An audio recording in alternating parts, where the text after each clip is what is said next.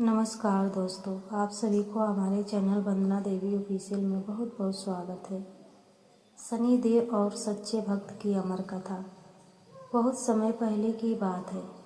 गंगा के तट के पास बसा हुआ एक छोटा सा गांव था, धर्मपुर। उस गांव में एक साधारण सा व्यक्ति रहता था। नाम था हरिदास। नो धन नो प्रतिष्ठा, नो बड़ा घर उसके पास था, तो बस एक छोटा सा मिट्टी का घर, थोड़ी सी खेती और अटूट श्रद्धा। हरिदास का जीवन आसान नहीं था। बचपन में ही माता पिता चल बसे थे। कम उम्र में विवाह हुआ, पर कुछ ही वर्षों बाद पत्नी भी बीमारी से चली गई। संतान भी नहीं थी। लोग कहते, इस आदमी की कुंडली में कुछ बहुत भारी है, लेकिन हरिदास कभी किसी से शिकायत नहीं करता था। हर शनिवार को वह स्नान करके नीले वस्त्र पहनकर गांव के बाहर बने पीपल के पेड़ के नीचे जाता, सरसों के तेल का दीपक जलाता और बस इतना कहता, हे शनि महाराज, आप जो भी करें अन्याय के लिए करें। वो कभी धन नहीं मांगता, कभी सुख नहीं, कभी संकट दूर करने की विनती नहीं, बस अन्याय, दुखों की शुरुआत। एक वर्ष ऐसा आया जब हरिदास के जीवन में अंधकार और गहरा हो गया। पहले सब फसल सूख गई, फिर बैल मर गया, फिर साहूकार ने कर्ज के बदले जमीन छीन ली। अब हरिदास के पास कुछ भी नहीं बचा। गांव के लोग ताने मारते, देखो इतना पूजा पाठ करता है, फिर भी शनि इसे छोड़ नहीं रहे। किसी ने कहा, अरे शनि तो क्रूर होते हैं, इनसे भक्ति नहीं डर रखना चाहिए। हरिदास यह सब सुनता, लेकिन उसका सिर कभी झुका नहीं। एक रात वो पीपल के पेड़ के नीचे बैठा रो रहा था। आंसू मिट्टी में गिर रहे थे, पर उसने कहा, महाराज, अगर यह सब मेरी परीक्षा है तो मैं स्वीकार करता हूँ। अगर यह मेरे कर्मों का फल है तो मैं भोगूंगा, पर मेरी विश्वास को मत तोड़ना। सबसे बड़ी परीक्षा। कुछ ही दिनों बाद गांव में चोरी हुई। साहूकार का धन गायब था और आरोप में किस पर आया? हरिदास पर। क्यों?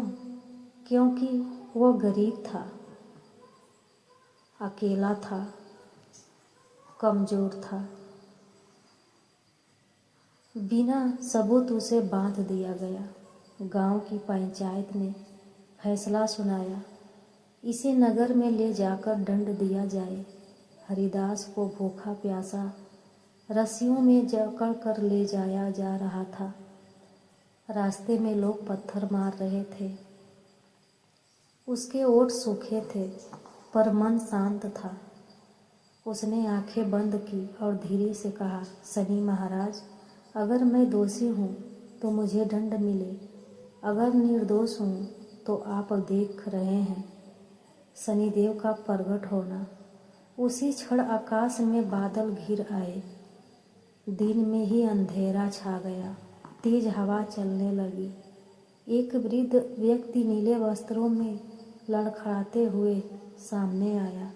उसकी आंखों में अजीब सा तेज था।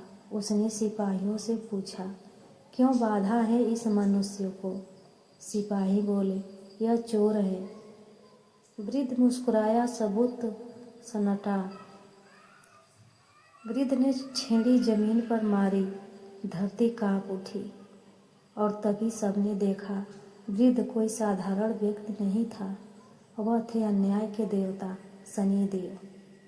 अन्याय का क्षण। शनिदेव ने गंभीर स्वर में कहा, मैं शनि हूँ, कर्मों का फल देने वाला। नो क्रूर नो दयालु, केवल अन्याय प्रिय हो। उन्होंने हरिदास की ओर देखा, आंखों में करुणा थी।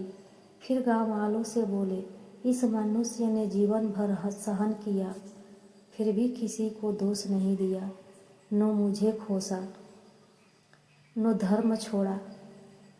उन्होंने साहूकार की ओर देखा, और तो लोभ में अंधा होकर झूठा आरोप लगाता है।